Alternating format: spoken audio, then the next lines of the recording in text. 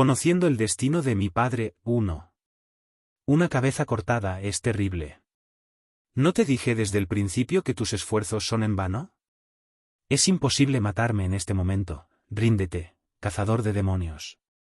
Flauros continuó chasqueando la lengua. ¿Verdad o mentiras? Saber y ser engañado, o fingir no saber y seguir adelante. Camus, de pie junto a Vikir, apretó los dientes.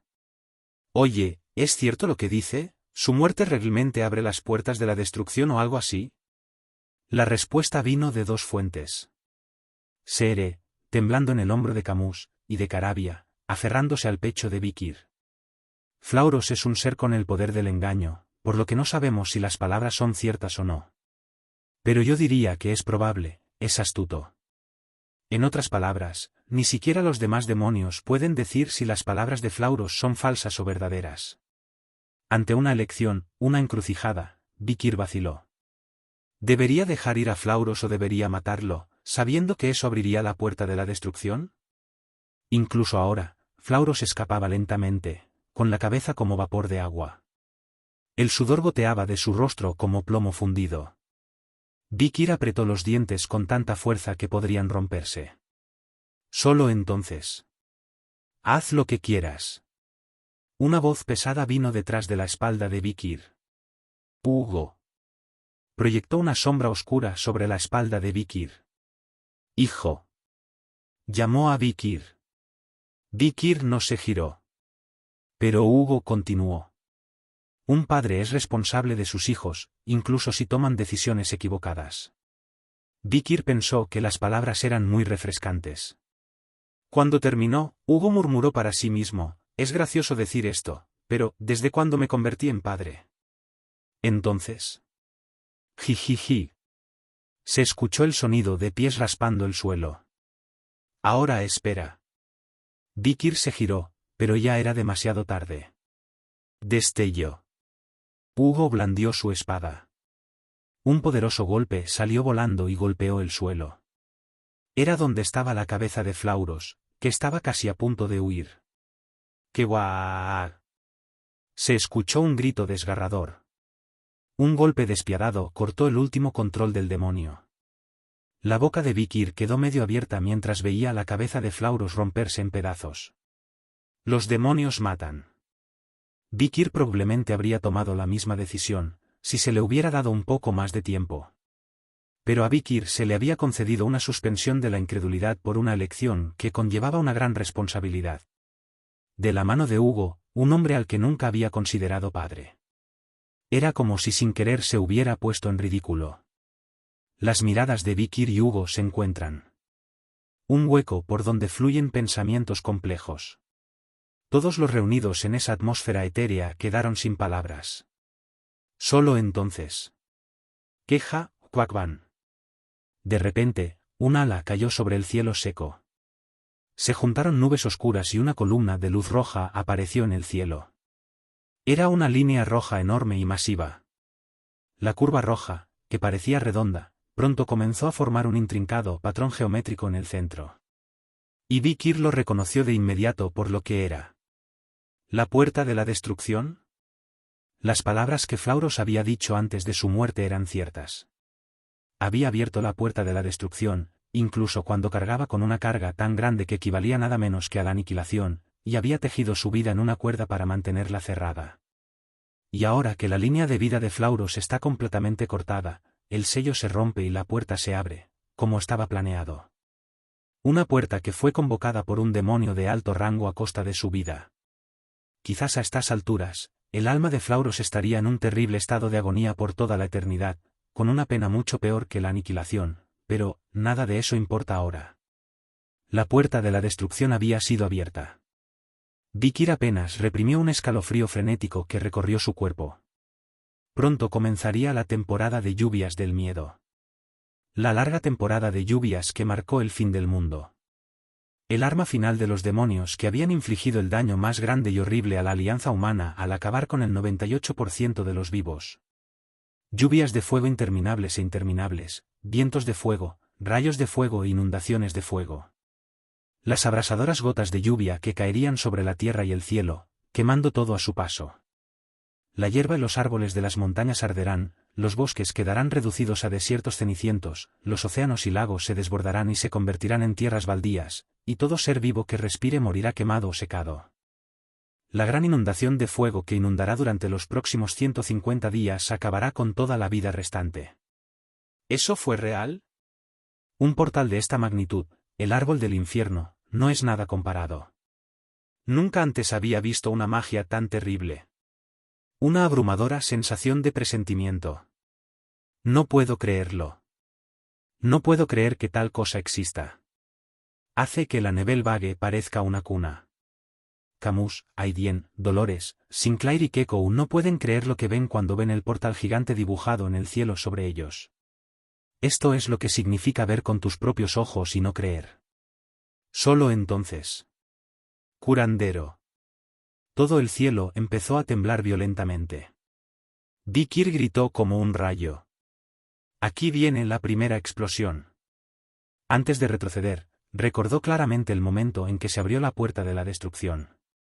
Primero, la puerta se abriría y del interior saldría una enorme cantidad de fuego infernal. La potencia de fuego instantánea es suficiente para reducir a decenas de miles de soldados a un puñado de cenizas en un instante. La puerta de la destrucción que apareció aquí ahora era ciertamente lo suficientemente poderosa como para hacer precisamente eso. Agachado. La puerta se abrió lentamente. La multitud quedó atónita por el calor que ya emanaba de él. ¿Hace calor? Pues sí, ¿ya tenemos sed y ahora vamos a morir quemados? Incluso Orca y Sade no pudieron defenderse de la puerta de la destrucción que apareció en el cielo. Incluso Cindy Wendy, parada en la torre de vigilancia del castillo principal de Tochka, habló. Si algo así arroja fuego, todo el Tochka volará. Los innumerables refugiados que habían estado arrojando piedras furiosamente contra las murallas de la ciudad quedaron hipnotizados al unísono. Un desastre natural al que ni siquiera se atreven a pensar en resistir, una presencia que les provoca una desesperación y un miedo abrumadores. Esa era la puerta de la destrucción. El portal rojo que se había abierto en el cielo negro ahora estaba completamente formado. Y ahora, lentamente comenzó a abrirse y revelar su contenido profundo y vil. Entonces. G.O.B.O. En medio de toda esta desesperación, caos y terror, hubo un hombre que dio un paso adelante. Vikir. Su expresión era tan tranquila como siempre. Ahora sé por qué retrocedí. Quizás fue para evitar una situación como esta. Chan. Vikir desenvainó su espada. Dio otro paso hacia la puerta de la destrucción que estaba abriendo su boca en Tochka. Para afrontar la gran tormenta de fuego que estaba a punto de estallar. Y luego. Kuleuleuleuleu. Una enorme columna de fuego estalló. Un desastre sobrenatural de una escala tan aterradora como la erupción del volcán Nebel Vague. Como una lengua que sobresale de su boca, la puerta de la destrucción desató su primera ráfaga de llamas carmesí, intentando lamer todo lo que encontraba a su paso. Y Vikir prendió fuego a todo su cuerpo para cortarle la lengua. Todo esto era lo que había planeado desde el momento en que abrió los ojos por primera vez en su cuna. Kuleuleu. Exprimiendo hasta el último trozo de maná de su cuerpo, Vikir formó un sol negro en la punta de su espada. Los 8 dientes que giraban ferozmente tomaron la forma de una esfera y se ubicaron en la puerta de la destrucción. Pero era tan pequeño y frágil que parecía una polilla de fuego corriendo hacia una antorcha. Aún así, no puedo rendirme. Vikir apretó los dientes y desató una ráfaga de maná en su cuerpo. Un golpe que recoge toda la fuerza del momento en que estranguló a una serpiente venenosa en su cuna. La carga de Vikir, bendecida por Dolores, se encontró con las llamas de la puerta de la destrucción. Hilkeun. Vikir cerró los ojos, imaginando que su cuerpo pronto sería consumido por las llamas. Pero nada pasó. Ningún sobresalto, ni siquiera una pizca de calor. Vikir abrió los ojos, desconcertado por la falta de cambio. Y ahí estaba, una vista increíble. La puerta de la destrucción. Un festín de fuego infernal. Una tocha iluminada por el viento. Algo atrapado en medio de todo esto. Dientes negros. 1, 2, 3, 4, 5, 6, 7, 8. Estaba frenando las llamas de las puertas del infierno. No, no 8, pero... Vikir buscó a tientas el número de dientes. Tenía uno más de 8. 9. El noveno diente mordía ferozmente las llamas. 9 dientes resistiendo la destrucción. Baskerville noveno curso. Los enemigos que explotaron con un impulso aterrador y el aura negra impidieron que el apocalipsis llegara a Tochka. Ciertamente era algo que Vikir había visto antes. La tumba de las espadas. Las palabras de un hombre alguna vez noble que había cruzado el umbral de la muerte. Caballero de la muerte. Y los 9 dientes. Baskerville, el supremo. Un ser que ha cruzado la línea entre la vida y la muerte. Un no muerto cuya muerte ha sido pospuesta a pesar de que ya murió una vez. ¿Desde cuándo me convertí en padre? Hugo. Hugo Les Baskerville. El patriarca de la familia Baskerville, la familia Ironblood Swordmen, estaba allí. Conociendo el destino de mi padre, 2. Nunca más tendrá que vivir una vida tan dolorosa, colgado de una gruesa cadena durante el día y tirado de la cuerda por la noche. Park Yong-e, de sabueso. Asterisco asterisco asterisco. Hugo Le Baskerville. Allí estaba el espadachín de sangre férrea Baskerville. El cuerpo que se transformó en un caballero de la muerte estaba cubierto con una armadura de color negro azabache forjada con las llamas del infierno, y el aura de color rojo oscuro cambió completamente a negra. La vida que se prometió se drena como una marea. Su piel se volvió blanca y azulada, y así como el horizonte entre la vida y la muerte se volteó, también lo hizo el blanco y negro de sus pupilas.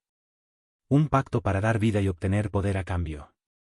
En la batalla final, Hugo empujó el maná de todo su cuerpo más allá de sus límites y cruzó el umbral de la novena formación, que solo había visto desde lejos durante un tiempo. Kvak kvak kvak van. Las llamas de las puertas de la destrucción chocan con el aura de un solo caballero de la muerte. Incluso la mundialmente famosa espada Balmung, que estaba en su punto más cercano, no pudo resistir el daño del rebote y lentamente comenzó a derretirse.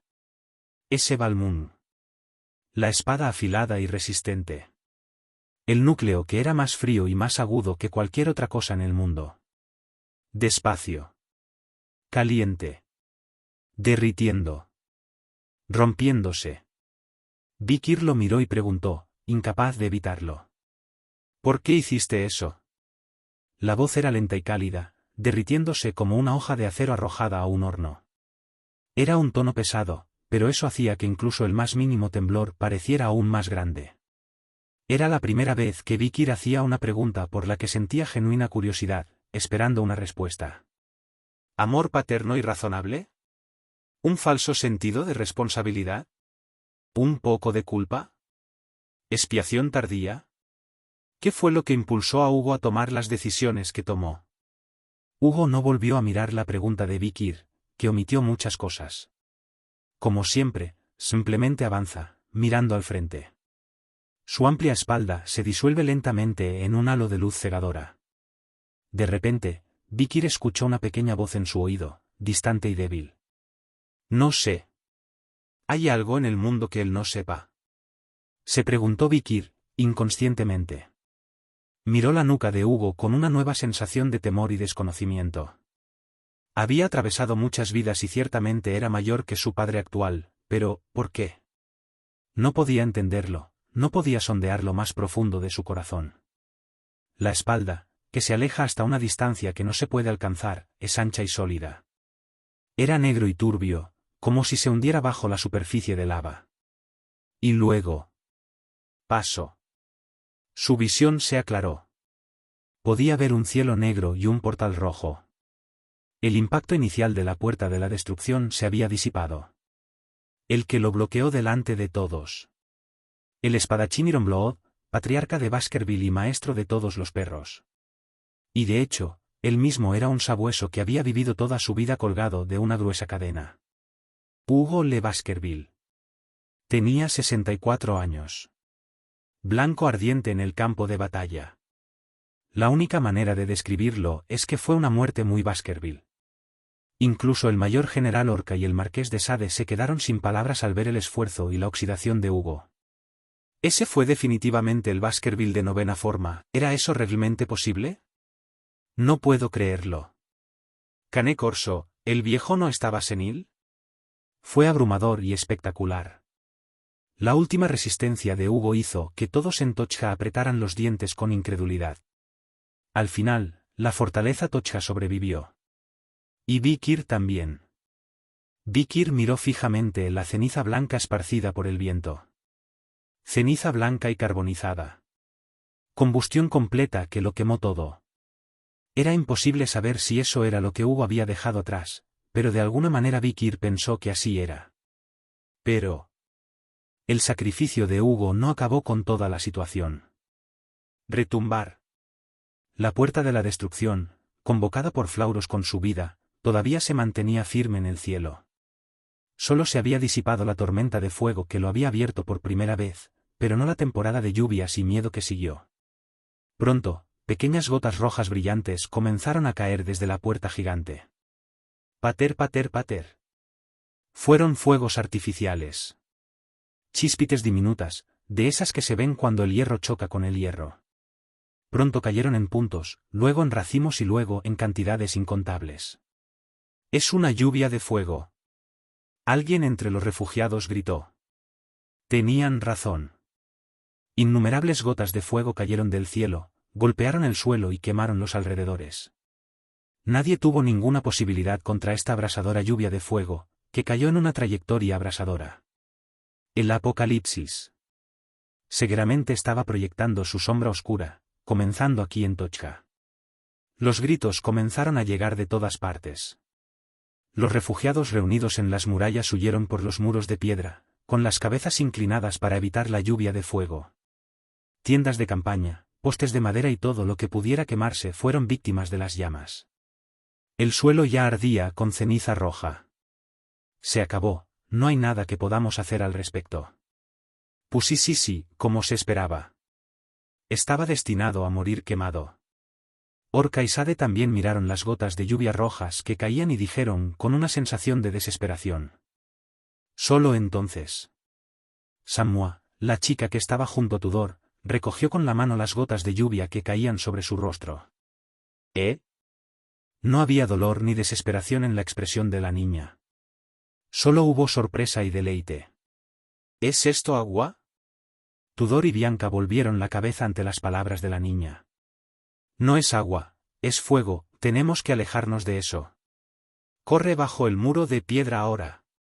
Pero Samua todavía está estupefacta. No, hermano mayor, es agua. Después de decir esto, Samua se secó las gotas de lluvia de la cara con la mano y la extendió frente a ella. Agua húmeda. Era claramente una gota de lluvia ordinaria. ¿Eh? ¿Qué? Una a una, las personas que corrían dentro del castillo para escapar de la lluvia de fuego levantaron la cabeza. Gotas de fuego cayendo desde la puerta de la destrucción. Pero pronto, más y más gotas cayeron por los huecos. Pues sí. Las gotas de fuego y agua se encuentran en el aire y se convierten en vapor blanco. Las llamas rojas que se elevaban desde el suelo comenzaron a desvanecerse en poder. Pronto, la lluvia del cielo comenzó a hacerse cada vez más espesa. ¡Esva! Todo era agua. Está lloviendo. Está lloviendo mucho. Agua. Es agua. Están cayendo gotas de agua. La gente miraba al cielo con los ojos bien abiertos.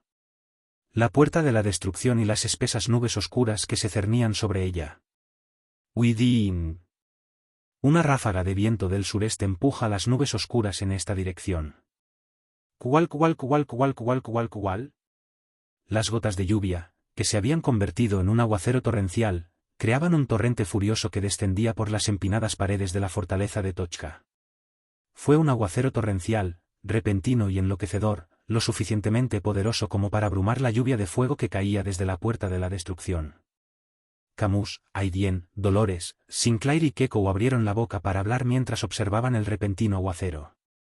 Nunca antes había visto algo así. Incluso en la jungla lluviosa, nunca hemos visto algo como esto. Oh, Dios mío, no podría ser tan oportuno. Esto resolverá nuestro problema de agua potable. El clima en la Tierra cambia constantemente. La lluvia fue tan intensa que todos los demás se quedaron sin palabras. De todos los refugiados reunidos aquí en Tochka, probablemente ninguno de ellos haya experimentado alguna vez una lluvia de esta magnitud. Kuleuleu, pusisisisi. La abrasadora puerta de la destrucción comenzó a enfriarse. Un aguacero torrencial que habría amortiguado incluso la temporada de lluvias del miedo. Olas de agua arrasaron con los incendios que apenas habían comenzado a encenderse en el suelo. Todos de vuelta al interior de la fortaleza. Ordenó el mayor general Orca. Tochka es una meseta hecha de roca sólida que no está sujeta a la erosión. El terreno es tan alto que, naturalmente, no está sujeto a inundaciones. El terreno está formado por enormes rocas y arena entre ellas, por lo que el agua se escurre rápidamente. Una fortaleza que puede resistir cualquier inundación importante. Evitando el fuego y el agua. Es como un arca de la mitología, So. Dolores estaba murmurando para sí misma cuando de repente se dio cuenta de algo. Solo aquí escaparán el fuego y el agua, y solo aquí se encontrará la verdadera salvación. Era un mito falso que ella había creado y difundido. Y el ser que antes había ordenado crear ese mito. Pronto habrá una gran inundación, así que prepara el arca. Esperar. Lo único que puedo decir es que aguanten. Solo espera y todo se arreglará solo. Prometo. Una persona que desde hace mucho tiempo tiene su hogar aquí en Tochka. Incluso en una situación en la que el agua potable se estaba acabando y los demonios corrían desenfrenados, una persona que soportó todo sola y esperó, y que prometió la salvación. Vikir.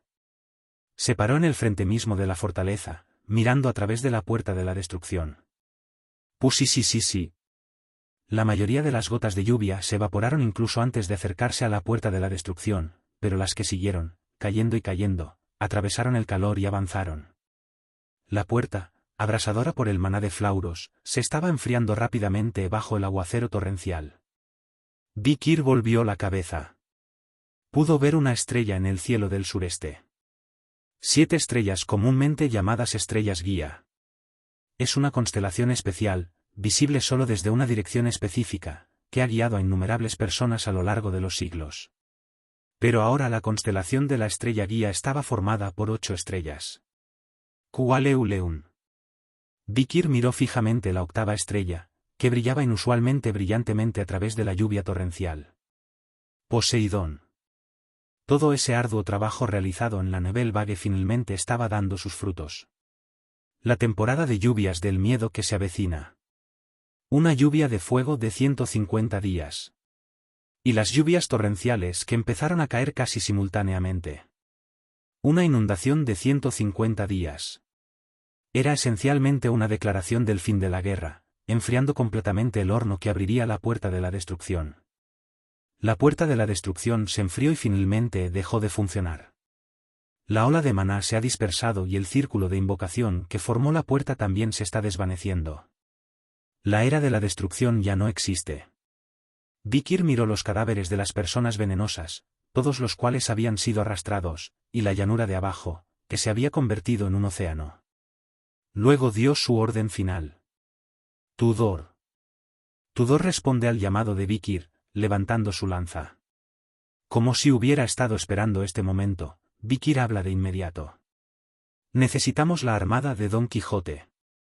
Todos los que escucharon las palabras no pudieron evitar pensar lo mismo. El destino es la capital imperial. Un símbolo del imperio donde reside el emperador. El centro del mundo donde la juventud y los mejores años de todos han estado al menos una vez. Y el enemigo final, el primer cadáver. El último demonio acecha allí. Batalla de aniquilación de Tochka, 6. La erupción del volcán Nebelvague. Y el detonante que lo provocó, Poseidón. La pequeña bola de Vikir terminó provocando un enorme efecto mariposa. Un gran diluvio que arrasa con el mundo. Durante los siguientes 150 días, este aguacero torrencial se tragaría casi todas las mesetas altas. Los incendios forestales que habían arrasado el imperio, las hordas de monstruos que se habían aprovechado de las terribles condiciones y la sequía que había persistido fueron arrasados. Naturalmente, todos en Tochka pudieron recibir la salvación. No solo las aguas nunca llegaron al altiplano, sino que la dura roca y la fina arena del suelo permitían un excelente drenaje. La fortaleza también era lo suficientemente fuerte como para resistir las inclemencias del tiempo, y la falta de agua potable, el único inconveniente, se solucionó naturalmente recogiendo agua de lluvia. En circunstancias normales, el gran diluvio habría sido registrado como un desastre sobrenatural sin precedentes. Pero la inundación que siguió fue un milagro porque primero fue precedida por las catástrofes de incendios forestales, sequías, plagas, hordas de monstruos y una temporada de lluvias de miedo que se habían extendido por todo el imperio como resultado de la puerta de la destrucción. La destrucción fue compensada por la destrucción. Asterisco, asterisco, asterisco. Se cavaron profundas zanjas de drenaje en todos los cuarteles dentro de la fortaleza. Se colocaron grandes barriles frente al cuartel, y los refugiados recogieron en ellos el agua de lluvia y bebieron hasta saciarse. Hacía días que no tomaban ni una gota de agua. La situación fuera de la fortaleza es tal que el enemigo no podrá entrar. Es hora de concentrarse en la seguridad interna. El mayor general Orca liberó al personal de la Nebelvague para encargarse de la seguridad dentro de la fortaleza y reorganizar la disciplina. Mientras tanto, el marqués de Sade ya estaba haciendo una mueca de dolor por el tiempo que había pasado desde que terminó la batalla. Pues sí, finalmente podemos completar la revolución que no pudimos hacer hace 40 años. ¿Dónde está el príncipe heredero? El emperador está muerto, así que deberíamos matar a ese bastardo. Uf, abuelo. Cuando mi cuerpo mejore, vamos juntos. Sade apenas logró detener a Sade, que quería coger un pequeño barco e ir inmediatamente a la capital imperial. Aparte de eso, la reorganización después de la batalla se estaba llevando a cabo lentamente. Todos, incluidos Osiris y Cindy Wendy, trabajaron juntos para ampliar y reconstruir la fortaleza Tochka. Todos se estaban preparando y preparándose para el fin del gran diluvio en 150 días. La esperanza de poder seguir adelante. Con eso, los rostros de todos se iluminaron. Pero hubo una persona que permaneció inexpresiva. Vikir. Siempre estaba en lo alto de las murallas, frente a la lluvia torrencial. Cheol Seo. Fuera de la fortaleza, ahora orientada hacia el mar. Las orquídeas huecas florecen sobre las olas furiosas. Vikir comparó la Tochka que existía antes de la regresión con la Tochka que existe ahora. Tal como estaban las cosas, la rueda del destino debería haber girado en una dirección aún más dura. El mundo actual se ha convertido en un infierno debido a la invasión de demonios. Sade aprovechó el caos para liderar un ejército y atacar Nebelvague. Marqués de Sade, que logró escapar de la Nebelvague con la ayuda de su nieta, Sadi. El mayor general Orca, quien detonó el Poseidón que encontró mientras trabajaba para evitar la fuga del Marqués de Sade. La estación de lluvias de terror terminó con la gran inundación que siguió. Sin embargo, innumerables personas ya habían muerto quemadas y el diluvio inesperado había asestado un golpe devastador no solo a los demonios sino también a la humanidad. ¿Pero qué pasa ahora? La gran inundación comenzó relativamente según lo previsto, aunque se retrasó aproximadamente una semana, lo que provocó bastantes dificultades para conseguir agua potable. La temporada de lluvias del miedo ha terminado y la puerta de la destrucción se ha enfriado. En este punto, es nada menos que una victoria completa, ¿no es así, humano? Dijo de Carabia en tono de autocomplacencia. Pero Vikir sacudió la cabeza en silencio. Aún no hemos ganado. Hemos ganado la gran batalla local, pero aún queda una más. ¿Estás hablando del primer cadáver? Sí. Vikir asintió, mirando hacia lo que se había convertido en una vasta extensión de mar. Los ojos de Carabia se abrieron con asombro. Veo. Por eso fuiste el primero en restaurar a Don Quijote de la familia Spir-Seagun tan pronto como escapaste de Nebelvague, para poder tener en tus manos la caballería invencible y la armada invencible que dividió a Don Quijote. Fuerza. Sí, de hecho. En un mundo como este, el que tenga la flota será el Overlord. Ante las palabras de Vikir, de Carabia se detuvo por un momento. Luego, después de pensarlo un poco, volvió a hablar. Hablando de Overlord, humano. ¿Qué? Este es Flauros, al que te enfrentaste antes. De Carabia continuó hablando con una expresión ligeramente incómoda. Flauros era uno de los Overlord, conocido por sus mentiras y persistencia incluso en el infierno. ¿Qué estás tratando de decir? ¿Es realmente inmortal? Dudo que. Si fingió su propia muerte. Flauros es tan buen mentiroso que hasta su muerte es sospechosa. Pero. Eso ya no me importa. ¿Qué? ¿Por qué? Ya sea que estuviera vivo o muerto en ese momento, no sobrevivirá. Vikir sonrió secamente mientras miraba la furiosa tormenta, las olas y el enemigo distante y los afluentes de las montañas negras más allá. Este mundo también. Es tan peligroso como el infierno, si lo analizas detenidamente. Asterisco, asterisco, asterisco. La jungla está lloviendo torrencialmente. Un hombre corre a través de un denso bosque de árboles espada, cuyas hojas son tan afiladas como espadas. Oye, que oeo. El hombre que corría, con el cuerpo cubierto de sangre, era claramente Tomás de Leviathan, segundo hijo de la extremadamente venenosa casa Leviathan. Pero el aura roja de muerte que emana de su cuerpo y sus dientes afilados indican que no es el mismo hombre. Era Flauros, quien, poco antes de su muerte, había utilizado un truco para transferir su alma y apoderarse del cuerpo moribundo de Tomás. No era una situación extraña, ya que todos los demonios son simplemente anfitriones demoníacos, cuerpos de repuesto que pueden cambiarse en cualquier momento. Después de robar el cuerpo de Tomás en el último momento, Flauros huyó del campo de batalla desesperado, cargando el cuerpo que ya estaba en estado de destrucción, y finalmente logró llegar a este lugar. Mi cuerpo se está desmoronando. No puedo aguantar mucho más. Maldita sea. He forzado la apertura de la puerta de la destrucción. Incluso mi alma está hecha jirones. Debo apresurarme a ir a la capital imperial. Pídele ayuda al primer cadáver. Aún así, había logrado matar a Piggy, por lo que debía haber algo con que negociar. Pensó Flauros. Solo entonces. SSSSSS. Flauros sintió un escalofrío recorrer su espalda. La temperatura a su alrededor estaba bajando rápidamente, comenzando por el valle al que acababa de entrar. Hueso frío. Nombre que recibían los nativos que vivían en la selva de las montañas rojas y negras. Flauros no podía saber que el clima aquí era helado incluso en pleno verano. A medida que su temperatura corporal, ya baja, desciende aún más, su cuerpo se vuelve lento y sus articulaciones se ponen rígidas. Más sangre goteaba de las heridas punzantes en su cuello, estómago y otras heridas abiertas en todo su cuerpo. Solo entonces. ¡Hola! Flauros se vio obligado a caer al suelo tan pronto como salió del valle. SSSSSS.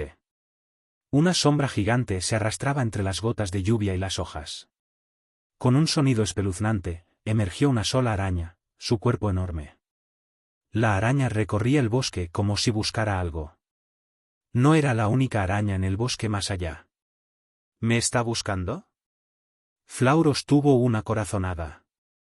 Si lo encontraran ahora, moriría. No hay posibilidad de escapar. Flauros se arrastró por el suelo, conteniendo desesperadamente la respiración. Gateó, gateó, gateó, gateó, como un gusano, para evitar los ojos de las arañas. Después de lo que pareció una eternidad, logró escapar del asedio de las arañas y llegar al río. El río está bastante alto, pero el arroyo está crecido por las fuertes lluvias. Con un plap. Flauros se lanza al agua para cruzar el río. Curandero. De repente, Flauros siente un dolor violento en la parte inferior de su cuerpo y tiene que saltar hacia atrás. ¡Puaj! Pez. Peces con dientes como hojas de sierra se aferraban a él, mordiéndole la carne. Nateri. Incluso en la superficie del agua, se podía ver a los peces caníbales de los ríos de las montañas rojas y negras pululando, oliendo el olor a sangre. Maldita sea. Flauros acababa de girar para abandonar el río. Silbido. Una oscuridad total llena su visión. Una boca gigantesca se alzaba para tragarse la cabeza de Flauros. Muswusu. Una serpiente gigante que vive en la jungla.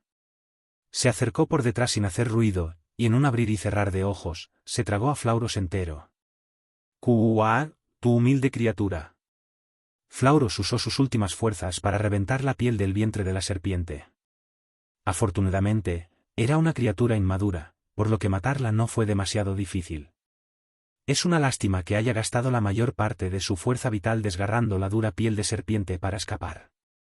Debo encontrar un lugar para descansar, o tendré que pasar la noche. ¡Qué vergüenza!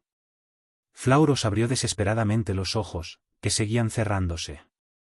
Se arrancó los párpados, dejando solo los globos oculares, y su visión se aclaró. Pronto, vio una profunda zanja excavada bajo las raíces de un árbol. Parecía un buen lugar para protegerse de la lluvia y mantenerse abrigado. Flauros se tambaleó hacia la trinchera. ¿Pero podría ser que su concentración se vio alterada debido a su baja resistencia? Flauros no notó las grandes marcas de uñas en el costado del árbol. Y los resultados fueron devastadores. ¿Qué hubo? Un rugido atronador estalló detrás de él. Flauros ni siquiera tuvo tiempo de darse la vuelta. La vieja y ciega osa buey agitó su pata delantera con la fuerza destructiva de una docena de toneladas. Aplastó el cráneo de Flauros con un crujido seguro. ¡Qué guau! ¡Qué hueo! Osbear miró con disgusto mientras Flauros arrojaba sangre venenosa de su cuerpo. Osbear se lavó la sangre de las patas bajo la lluvia y volvió a su guarida. No vale la pena matar. Flauros se arrastró por el suelo. Ninguna palabra sale apropiadamente de la boca aplastada. ¿Qué es lo que él está tratando de decir? ¿Los gritos de su cuerpo dolorido? ¿El odio hacia quienes lo han llevado hasta este punto? ¿La rabia que surge al reconocer los horrores de su situación? ¿La venganza que ha jurado una y otra vez durante su viaje hasta aquí? ¿El miedo, la aniquilación? ¿El arrepentimiento de que nunca debería haber venido aquí en primer lugar? Los pensamientos complejos se mezclan en el cerebro turbio. Y hubo quienes lo saludaron.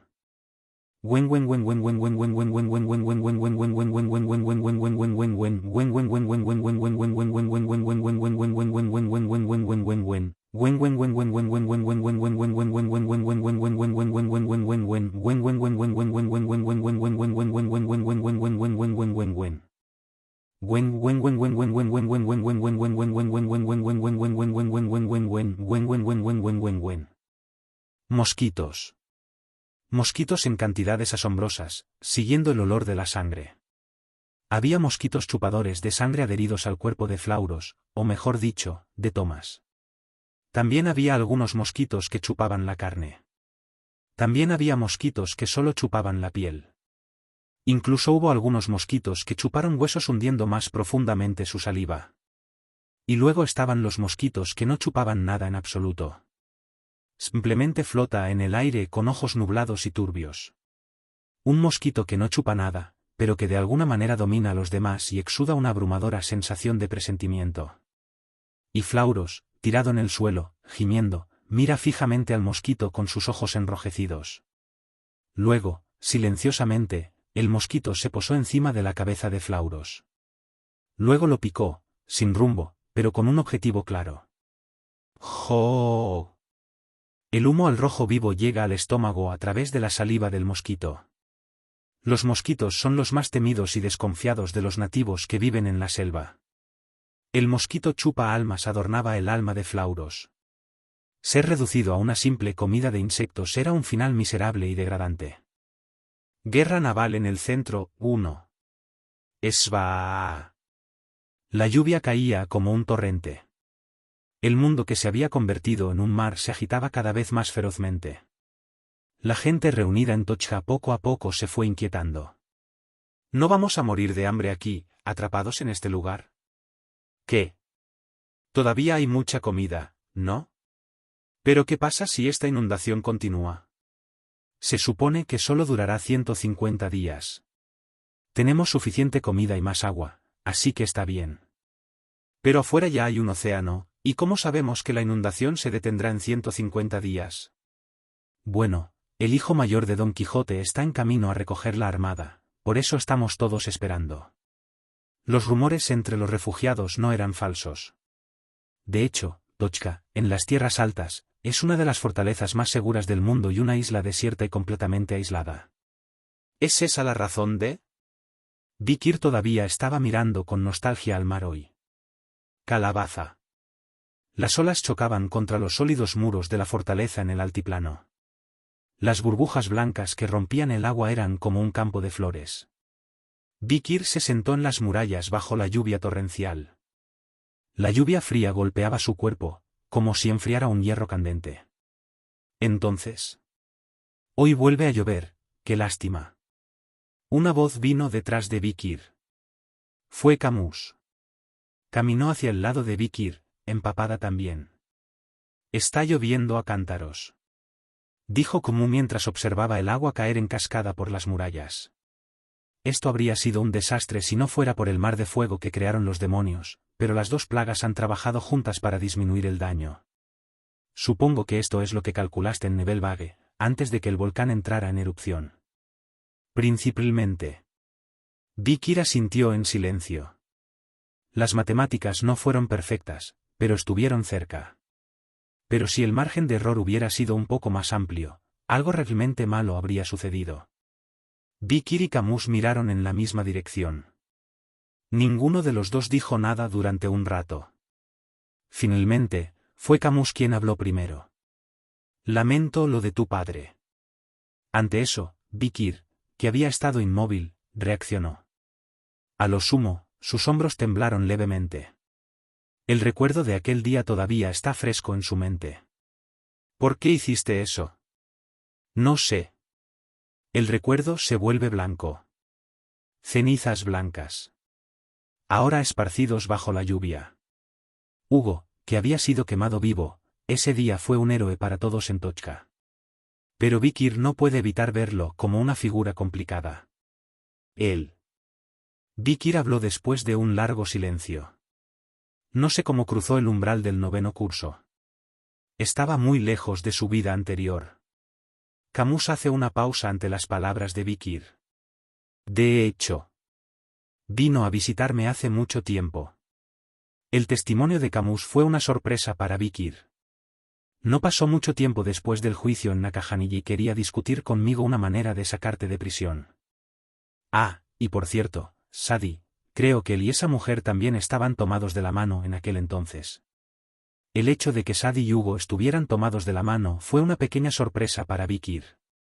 Parece que Hugo tenía más en mente para Vikir de lo que creía.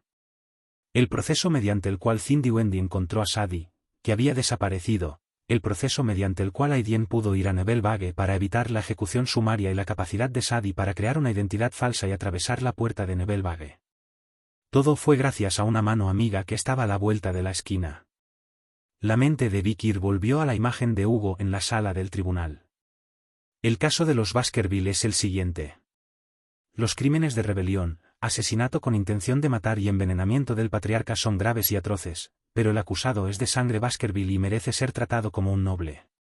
Por lo tanto, solicitamos un dictamen de circunstancias atenuantes. Hugo se sienta al revés en su silla de ruedas, sin haber puesto objeciones a la sentencia. Vikir se quedó sin palabras. Camus continuó la historia. Cuando estábamos hablando de ayudarte a escapar, surgió el tema del árbol espectral y no pude evitar mencionar la tumba de las espadas. Camus levantó la mano. Tsuts. El árbol espectro agitó sus ramas largas y rechonchas en el aire. Me sorprende que el árbol espectro haya reaccionado ante Hugo, debe haber leído algún recuerdo de él. Vikir asintió en silencio ante las palabras de Camus. Tenía razón. Hay algo que ganar para aquellos que entran en el reino de lo supremo y continúan luchando con el mismo corazón que cuando empuñaron la espada por primera vez. Este es un reino que desafía la comprensión, la empatía, la convicción, la fe, el sentido común, la probabilidad y la causalidad del ser humano común. Ningún ser que no haya experimentado la muerte podrá jamás poner un pie aquí. Probablemente nunca alcanzarás este reino en tu vida. Porque el reino de la 9ª forma se encuentra en el umbral de la muerte, más allá de ella. Si eres un verdadero Baskerville, vendrás aquí al final de tu vida. Lo volverás a ver algún día. Lo que Hugo vio fue probablemente la figura de Cane Corso. ¿Qué sintió en las palabras de su hermano mayor? Vikir pensó de nuevo. La 6ª forma. Un estado de ánimo al que solo se puede llegar trascendiendo toda emoción. La 7ª forma. Un estado de ánimo que solo se puede alcanzar recuperando emociones que se han abandonado. La octava forma. Un estado mental que solo se puede alcanzar luchando en innumerables batallas devastadoras, como la primera vez que empuñaste una espada. La novena forma. Una zona incomprensible en el centro de los reinos más elevados a la que solo aquellos que han experimentado la muerte pueden ascender. ¿Cuál debió ser la mente de Hugo al cruzar el umbral? Al borde del umbral entre la vida y la muerte, Vikir pensó y pensó y pensó. En ese tiempo. Ruido sordo. Camus tocó a Vikir en el hombro. No intentes asumirlo todo tú mismo. Has llegado hasta aquí, piensa en las personas que se preocupan por ti. Así es. Y entonces hubo una voz que coincidió con Camus. Dolores. Ella apareció frente a la pared y le ofreció a Vikir su paraguas. Estas personas aquí son todos seguidores de Vikir, listos para seguirlo a donde quiera que vaya, ¿no es así? Eso es cierto, pero ¿no tengo un paraguas? Es para 2 personas. Haciendo caso omiso de las quejas de Camus, Dolores continuó hablando con Vikir. No te preocupes por Tudor. Es un tipo fuerte, estoy seguro de que volverá con la armada. Ante sus palabras, Vikir giró su cabeza hacia el mar. La tormenta arrecia, las olas aumentan y parece que ninguna flota podría navegar contra ella. Ahora que habían ganado el juego, era urgente, pero era una situación muy frustrante y desesperada. Siempre estoy mirando desde la torre de vigilancia, así que deberías entrar. No quiero que te enfermes. Aidien, que había aparecido de repente, le dijo a Vikir. Su vista sobrehumana, capaz de ver a kilómetros de distancia, superó con creces la de Vikir, y si Tudor viniera con su armada, ella sería la primera en verlo. ¿Qué pasa, bárbaro? ¿Por qué sigues coqueteando con los hombres de otras personas? ¿Bárbaro? ¿Quieres que te desnuden de nuevo? Oh, ¿me recuerda a los viejos tiempos? ¿Crees que todavía es posible? Camus de Mour y Aidien de Balik no se llevaban bien ni entonces ni ahora. Entonces. Dejen de pelear. Ya es bastante duro para la mente, hermano. Sinclair apareció, habiendo terminado de reparar las paredes.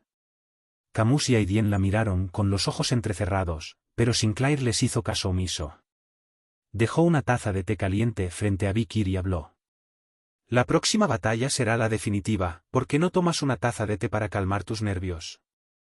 Vamos al castillo imperial. Solo he oído hablar de ello en la literatura. Al lado de Sinclair estaba Kekou, quien estaba a cargo de la seguridad.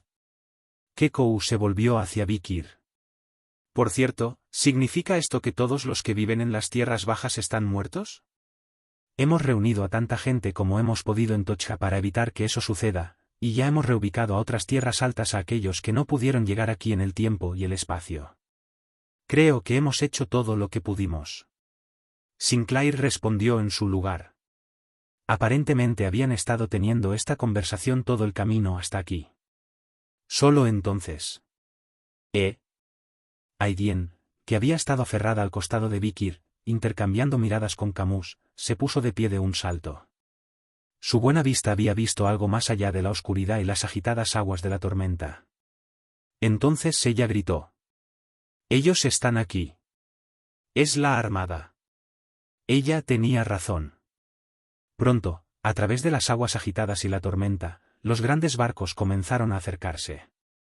Los grandes y macizos barcos ignoraron las olas y se dirigieron directamente a las tierras altas de Tochka. El número de tales barcos era incontable. Su majestuosidad es realmente asombrosa. Dolores gritó de alegría. Es Tudor. Los Tudor han vuelto. Fiel a su palabra, el estandarte de Don Quijote ondeó en el trinquete en lo alto del barco del capitán que iba delante. Incluso había una cantidad sorprendentemente grande de personas a bordo. Es cierto. Tochka no se inundó. ¿Hay realmente comida allí? Realmente existe la salvación. Había una tierra que no se inundó. Entonces debería haber creído las palabras de los Nightwalkers. Si solo tuviera. A bordo de los enormes barcos había un número igualmente enorme de refugiados. Y en la popa del barco líder aparecieron 2 rostros familiares. Eran Tudor y Bianca. Vikir, te pido disculpas por llegar más tarde de lo prometido, es vergonzoso. Llegamos tarde porque vino este idiota y dijo que teníamos que salvar a todas las personas varadas en las tierras altas. Los dos todavía estaban discutiendo incluso en este momento emotivo. Camus, Aidien, Dolores, Sinclair y Kekou miraron con preocupación a los muchos otros refugiados que llegaban a Tochka. Tendremos menos comida si los dejamos entrar, ¿no?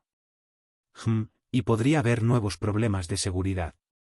Está bien, dijeron que tenemos suficiente comida y que la seguridad es manejable con la incorporación del equipo de Nebelbage. 5 meses, tal vez. Hemos gastado todos los bienes de nuestra familia. Estoy totalmente a favor de buscar justicia, pero no quiero que nada se interponga en el camino de la batalla final. Entonces. No importa. De todos modos, tengo que irme de aquí pronto. Vikir finalmente se levantó. Es hora de la ronda final. Los rostros de todos se endurecieron. Ellos también entendieron lo que Vikir estaba diciendo. Pronto, la batalla final se libraría en la capital imperial. Se acercaba la hora final. Asterisco, asterisco, asterisco. La cantidad y variedad de barcos que Tudor trajo consigo era asombrosa. Los Drakkar, con sus cascos pequeños y poco calado, permitían maniobras pequeñas y rápidas. El Karbi, con 13 hileras de remos y 26 remeros. El Sneka, con 20 hileras de remos y 40 remeros. El Skade, con capacidad para 100 combatientes. Los Draka, con más de 1000 combatientes, etc. Es más, las tripulaciones de estos barcos son veteranos de las vastas expediciones de Don Quijote, que saben navegar por la vasta extensión del mar abierto. No solo poseían tremendas habilidades de navegación mientras navegaban por el Mar del Norte, donde flotaba hielo a la deriva, sino que también tuvieron el coraje y la fortaleza de correr hacia el centro del imperio, que se convirtió en el mar. ¡Chuaal, calabaza! Innumerables barcos surcaron los mares agitados. Los Baskerville, los Mar, los Cubadis, los Budwa, incluso los supervivientes de las familias Don Quijote y User. Además, estarán presentes la Academia Kelasiou, el Colegio de Mujeres de Temisira, el Campamento de Entrenamiento Varangiano y la Torre Mágica. Figuras destacadas como Osiris, los 7 condes, Respane, Adolf, el Papa Neboukev, y el Cardenal Lutero, el Arzobispo Mozgus, Demian y el director Banshee estaban al frente. Y además, todos los que han estado en una relación hasta ahora se reúnen en un solo lugar y encienden sus ganas de luchar. Las fuerzas aliadas de Tochka se dirigieron a la capital imperial a bordo del barco de Don Quijote. Adentro, más adentro, trazando el mapa de la capital imperial, ahora transformado en una carta marítima.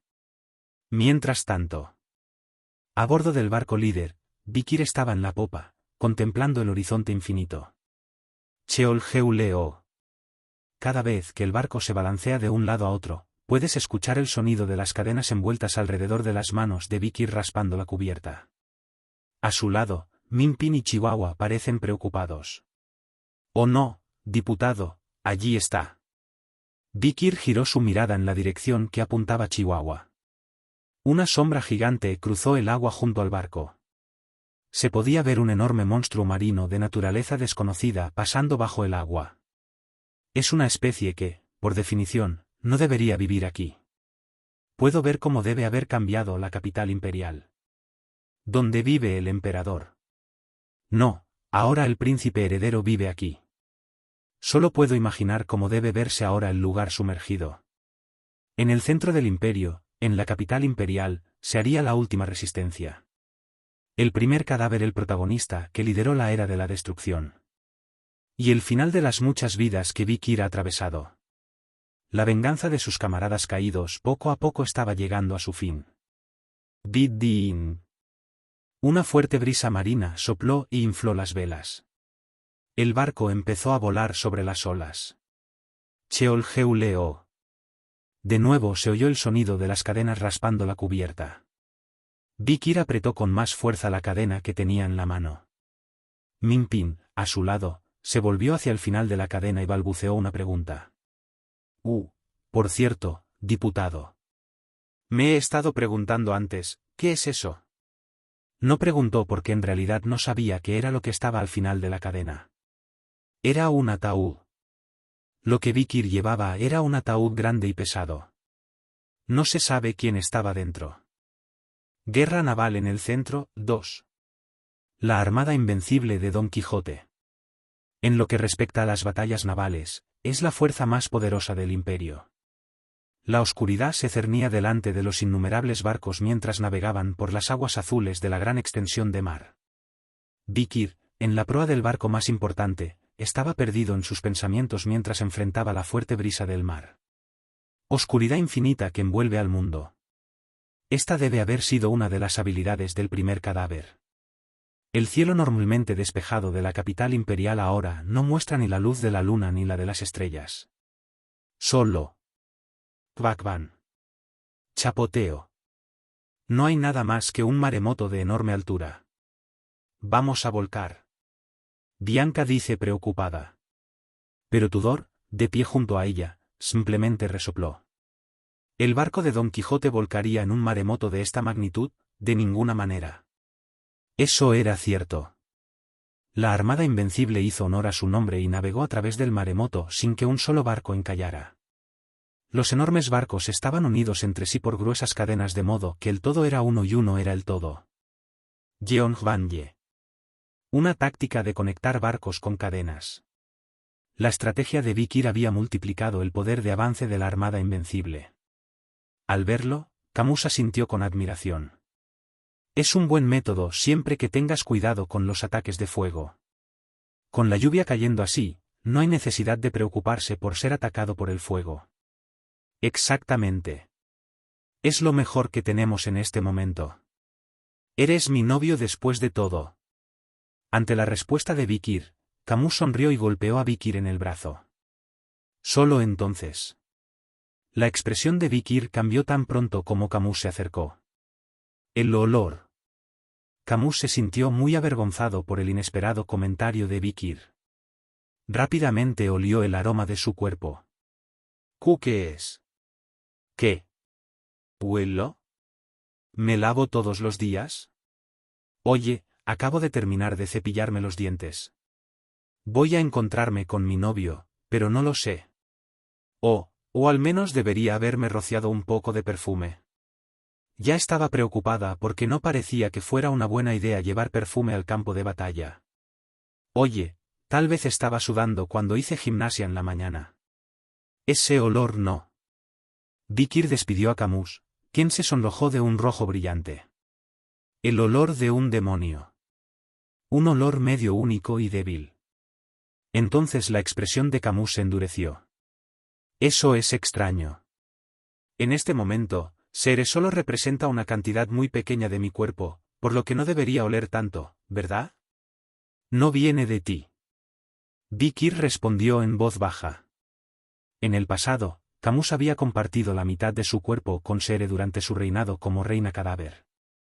Vikir había olido el aroma de la otra mitad del demonio una vez antes y lo tenía impreso en su nariz. Y ahora. La brisa del mar transportaba un olor similar. De frente, desde la dirección del Palacio Imperial, que se considera un área clave en la capital imperial, el centro del imperio. Camus también pronto pudo oler de qué estaba hablando Vikir. De hecho, era un olor espeso e intenso que se podía sentir incluso desde la distancia. Es una anomalía, no el habitual olor demoníaco. Dijo Aidien, saltando desde la torre de vigilancia. Había pasado tanto tiempo en el árbol del infierno, matando innumerables demonios, monstruos y hadas, que se había acostumbrado a oler este tipo de aroma. Definitivamente es una aura diferente a la que estoy acostumbrado, mucho más siniestra, pero igual de inestable. Diferente del nivel de fuerza. Dolores, que había salido de su camarote bajo cubierta, se mostró igualmente sombría. Es parecido a lo que sentí con Camus, pero también es diferente. Donde Camus se sentía como si fuera mitad humana, mitad demonio, esto se siente como si solo quedara mitad demonio. Sinclair, que estaba organizando las líneas de anclaje, estuvo de acuerdo con todos. Después de ser bañada en sangre de dragón demoníaco en el árbol del infierno, ella también tuvo un presentimiento. Vas. Vikir escuchó el grito de Bielzebub mientras dormía en el interior de su muñeca. Y exactamente el mismo grito venía desde detrás de la cubierta. Kekou. Asmodeus, la espada mágica, emitía los mismos gritos que Beelzebub desde la correa alrededor de su cintura mientras miraba a Vikir sin decir palabra. Vikir se volvió hacia el de Carabia que se aferraba a su coraza. ¿Sabes algo sobre el primer cadáver? ¿Soy una máquina expendedora de conocimientos? No me trates como ese santo de allá. Dolores, que estaba a su lado, se enojó ante las palabras de Carabia, pero fue detenida por la disuasión de Camus y Aidien. Cálmate. No está mal. Jaja, en el asedio de Tochka, eras prácticamente una máquina expendedora de agua bendita. Tú, eso es demasiado. Trabajé duro para protegerte por detrás. Por eso los curanderos pierden dinero. Si lo hago bien, no se notará, pero si no, se notará. Cálmate. Si no fuera por ti, Tochka habría caído hace mucho tiempo. Así es.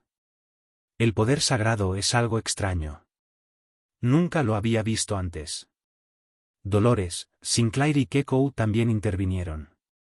Pero todo el tiempo, Vikir estuvo concentrado en la respuesta de Carabia. Ejem.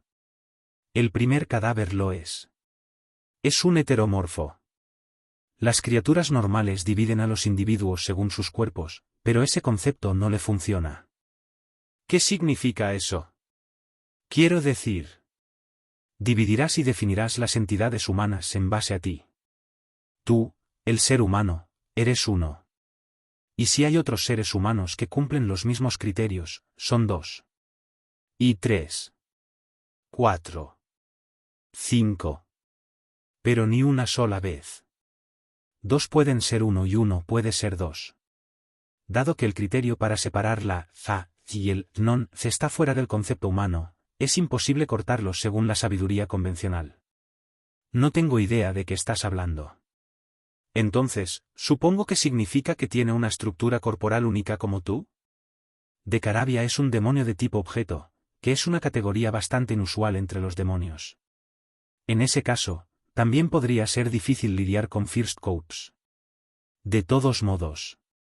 Tampoco sé mucho sobre él, es una criatura reservada, pero... La voz de Carabia se tensó como si estuviera a punto de revelar un secreto muy importante.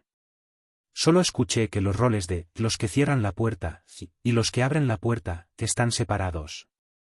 Esto es todo lo que sé. Vikir frunció el ceño ante la respuesta cada vez más confusa.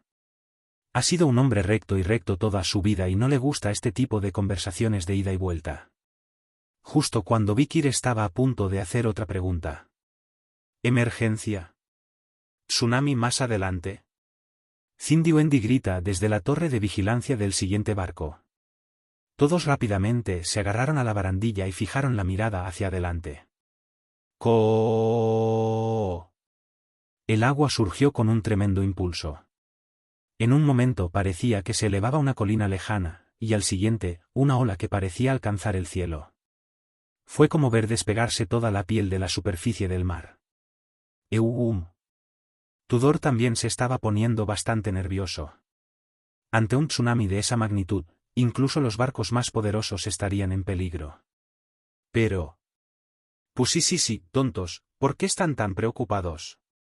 El marqués de Sade, que estaba sentado frente a la proa y sosteniendo una caña de pescar, parecía completamente despreocupado. Inclinó bruscamente la cabeza y se volvió hacia los caballeros de Tudor y Don Quijote. ¿Has olvidado con quién estás? Todos sacudieron la cabeza. En ese momento. Kvakvan. Un tremendo estallido estalló desde el frente y el tsunami frente a ellos se desgarró en un instante. El tsunami yacía impotente en un enorme agujero.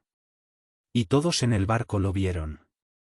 Justo cuando el tsunami se elevó para engullir a la armada, una mano agarra la parte trasera del tsunami con tremenda fuerza y lo tira hacia abajo.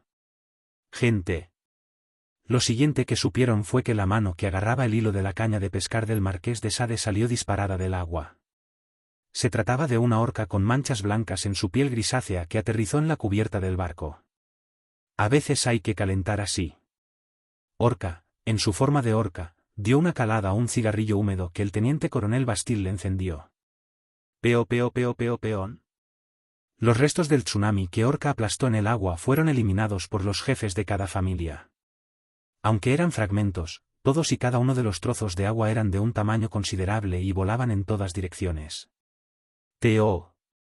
Era Osiris, el pájaro extraño, con su cabello negro ondeando y posado en la barandilla frente a Vikir. Acababa de atravesar un tsunami gigante y de repente sintió la mirada de Vikir sobre él y giró la cabeza. ¿Es porque es su hermano? Osiris rápidamente leyó la emoción en los ojos de Vikir. ¿Estás preocupado por los asuntos de tu padre? Vikir no se molestó en responder. Y Osiris no preguntó.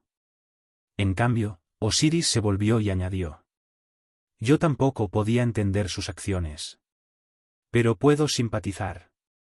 Incapaz de comprender, pero capaz de empatizar. Lo contrario es cierto, pero es extremadamente raro. Osiris volvió la cabeza.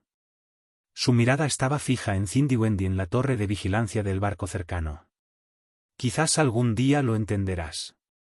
Osiris murmuró, no es necesario comprenderlo, y desapareció tan rápidamente como había aparecido. Vikir estaba perdido en sus pensamientos. Las mujeres siguiéndolo, el cuerpo blanco oxidado de su padre, la puerta de la destrucción que se había enfriado, la batalla final con el último de los 10. Su estómago se revolvió salvajemente y su mente se aceleró. Vikir respiró profundamente. El barco puede estar temblando, pero el corazón no debe estremecerse. Especialmente no en un momento como este. Vikir sacudió la cabeza para aclarar sus pensamientos. No hay necesidad de pensar en el futuro. Solo una cosa. Los demonios matan.